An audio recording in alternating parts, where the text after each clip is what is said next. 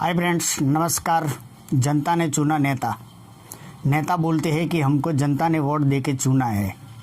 नेता की body language से थोड़ा डर लगता है, शक होता है। नेता को जनता ने चुना, ये तो पूरे देश को मालूम है। तो फिर नेता लोग ऐसी बात क्यों बताते हैं, क्यों बोलते हैं? नेता को देश की सेवा के लिए चुनते हैं। रोटी, कपड़ा, मकान, स्वास्थ्य, शिक्षा, रास्ता, बिजली, सेवा के लिए नेता को चुने हैं। चलो ठीक है, नेता को जनता ने चुना है, लेकिन जनता कैसी है? जनता कैसी है? ऐसे तो देश में शिक्षा ज्ञान का अभाव है ही है। देश में वोटिंग कितना परसेंटेज होता है? शायद 50 या 60% वोटिंग होती है, यानी आधे नागरिक वोट नहीं करते और आधे लोग वोटिंग करते हैं। आधे नागरिक वोटिंग करते हैं। वोटिंग के दिन वोट देने के लिए लंबी लाइन लगती है। आप लाइन में वोटर को देखो, आपको कोई शिक्षित ज्ञानी लगता है? बताना। फिर गांव में जाके वोटिंग की लाइन देखो, लाइन में वोटर कितना शिक्षित लगता है। बस ऐसा ही वोटिंग चलता है। ज़्यादातर वोटिंग कौन करते हैं?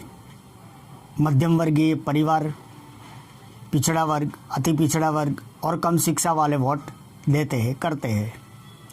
वोटिंग भी कैसी होती है? क्योंकि देश में धर्मवाद, प्रांतवाद, भाषावाद, जातिवाद, राष्ट्रीयवाद, एरियावाद, सोसाइटीवाद, देश में तो वादीवाद है। देश में तो वादीवाद है। ये सब देख के या क्या सोच के वोटिंग करते हैं, होती है? क्या यूरोप देशों में या अमेरिका यानी पश्चिम देशों में वादीवाद है क्या?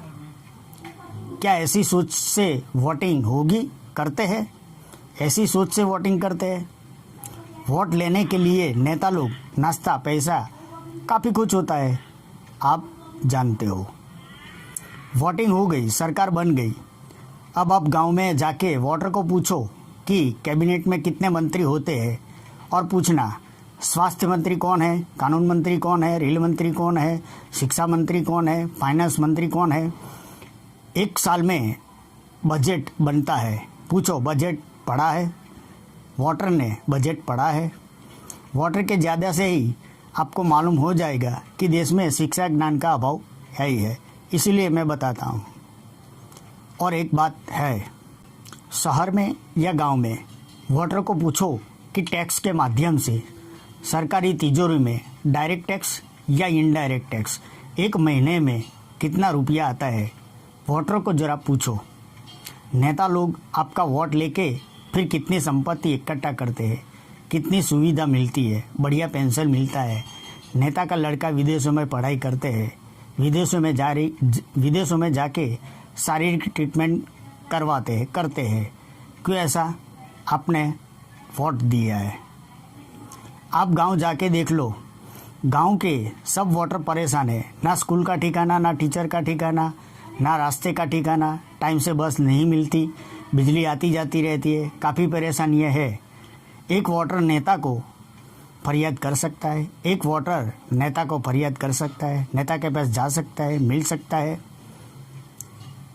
वो वोटर सोचेगा भी नहीं, जाने का सोचेगा भी नहीं। सिस्टम ऐसी है।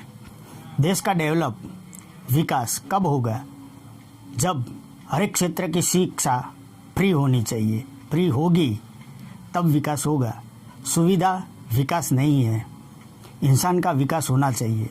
देश का विकास अपने आप हो जाएगा, होता है। थैंक्स।